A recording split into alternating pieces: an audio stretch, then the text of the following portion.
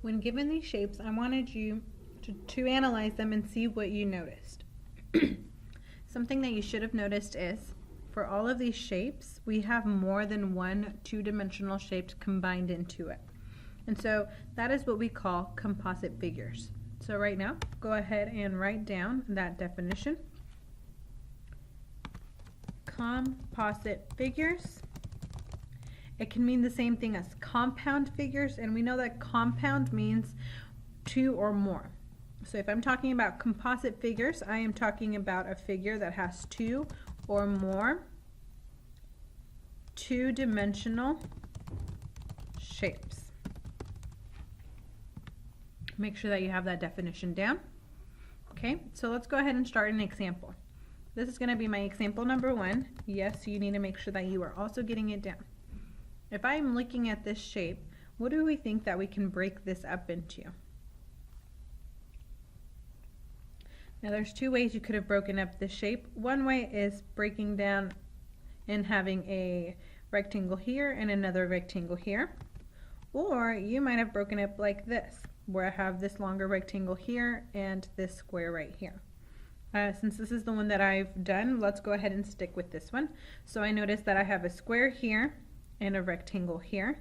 So to start solving for my composite figures area, the first thing I did was I broke up that shape. So go ahead and write that down. First, we break up the shape. That way we can figure out what shapes we have. The second step is to find the area of those shapes.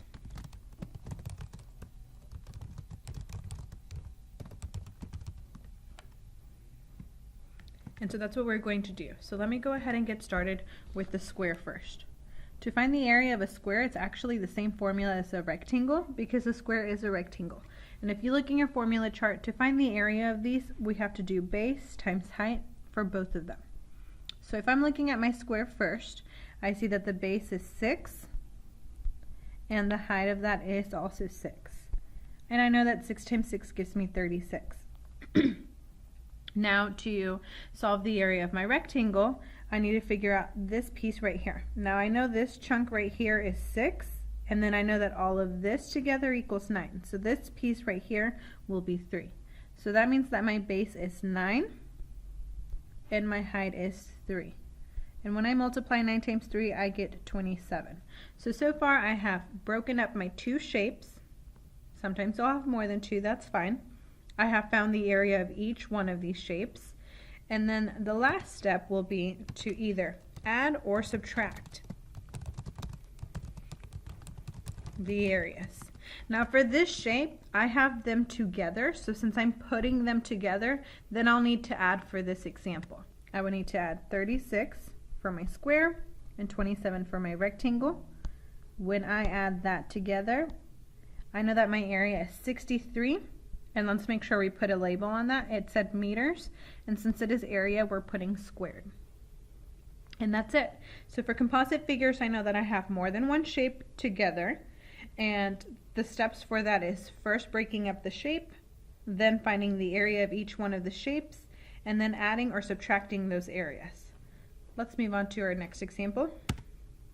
So looking at this example, what shapes do you see in them?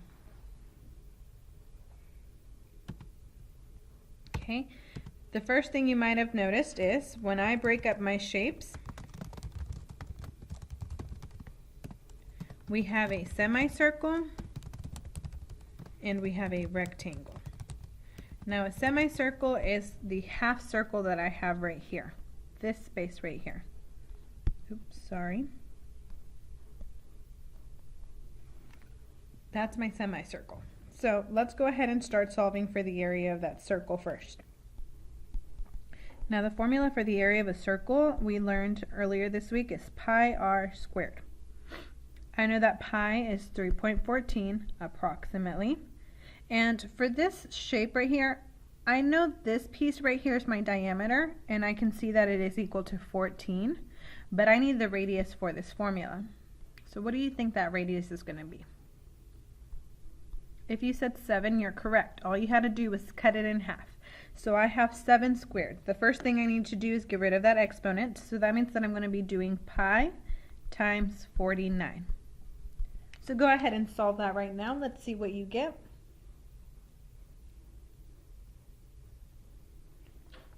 If you got 153 with 86 hundredths, you are correct.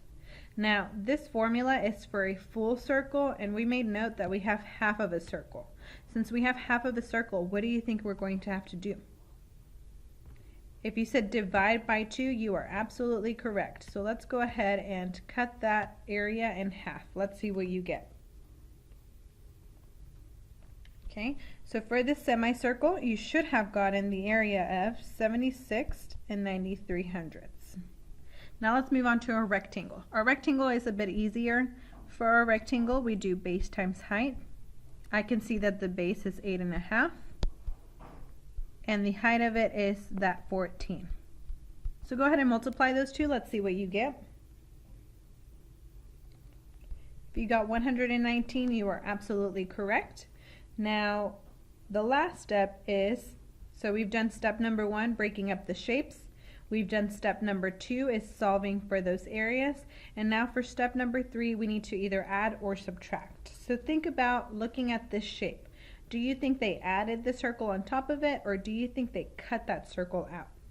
The answer is that they cut it out, and since they cut it out, that means that instead of adding these two, I would need to go ahead and subtract them. So that means I have the area for my rectangle, which was 119, and I'm going to be subtracting 76 and 93 hundredths. When I add or subtract with decimals, I need to make sure I line them up. 119 is a whole number, which is exactly why I went ahead and lined up that decimal correctly. So go ahead and subtract that. Let's see what you get.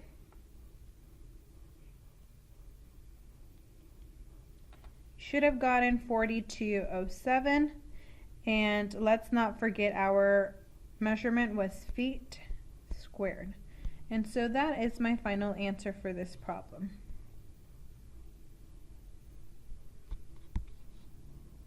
Alrighty, it is your turn to try it out now. So follow the 3 steps and show me what you get for this question. The first step is to break up the shapes. They actually already did. We have a rectangle and we have a semicircle. The second step is to find the area of both of these. So let's start off with that rectangle. The area for a rectangle is base times height. So let's do 4 times 8, which gives us 32. And then we have that semicircle. Let's find the area of a circle is pi times radius squared. I see this 4 matches up with this sign, and I actually know that that's half of it, which means that that is my radius. So I would need to do pi times 4 squared.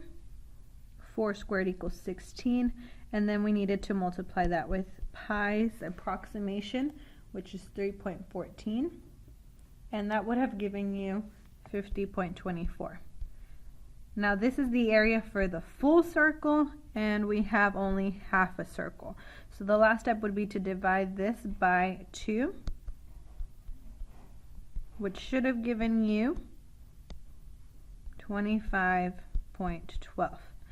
So we've done the first steps was separate the shapes, second step is finding the area of the shapes, and the last step is to go ahead and add or subtract those two.